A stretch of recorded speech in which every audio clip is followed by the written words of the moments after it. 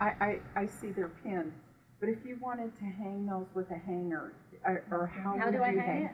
Yeah, that's how a good would question. you hang them? Okay. So that you don't have a bump I've done it different ways. at the top. So one of them is going back to the sun face right here. So most of mine, what I do, well, first of all, so you don't have the casing, the bump of the casing, you're saying? Like a regular? Well, like the bigger one, you know, how would you hang that normally? I usually Velcro them. So in the back of all of those is Velcro. And then you hang the board. And then hang the board, yeah. So it's flat. Yeah, and my non-travel wood bar is thicker. So it's like a wooden lav, which is like, you know, a 1x3, so it's like 3/4 of an inch by 2.5. And then I paint it so it looks pretty. I staple the hook Velcro here. I hand sew because you can't machine sew it because you go through. Hand sew the loop part, and then it matches up. And then when it hangs off the wall, let's see, here's a good example. I guess over here. You know, you have like a little bit of a shadow underneath. It's nice.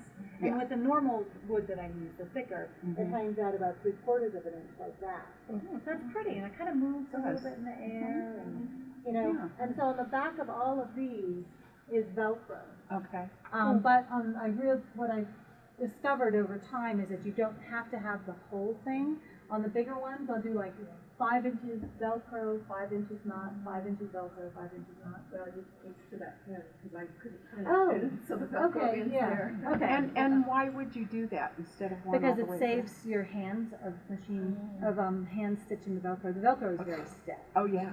Yeah. I one time I actually sent the needle through the thimble. You know, it was so stiff. Yeah. So it saves that.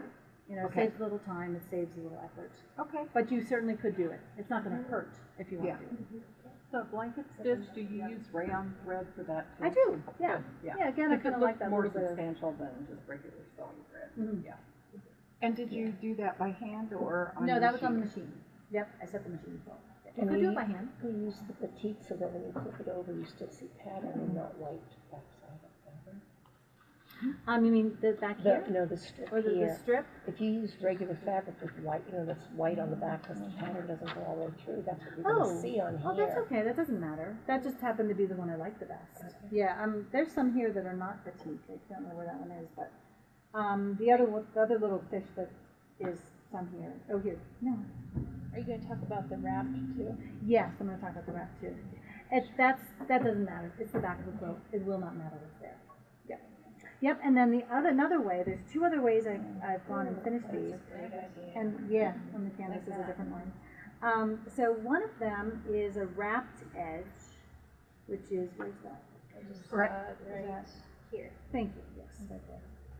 So that's this one. This has a wrapped edge. This also is a wrapped edge. This piece here and that one there are both wrapped edges. And I do that when there's some reason for the piece that I want to have kind of an irregular edge to it. In this case, this is just a sample, just kind of picking up some of the color that's in there and bringing some light into the purple in the background. This one I wanted to continue just the kind of collage-y sort of look all the way and wrap to the back.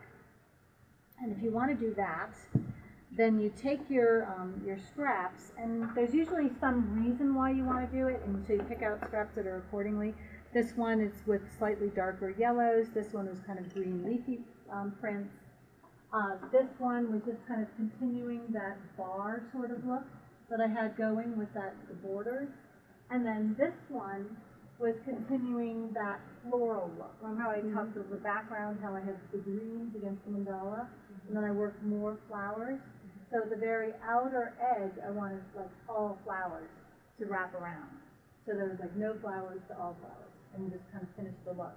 And for that, I chose some of the floral fabrics, and I cut along the petals of the flower, glued them to the top, flipped it to the back, and glued it to the back. So it's literally wrapped with it. And that's just continuing. And you don't stitch over the top I did of that. not, no. I mean, you could if you wanted. You could, yeah. When I first did that, yeah, it was actually the first time I did it were on these 3 scarabs, the big scarabs, and the portrait of my son Sam as a dinosaur.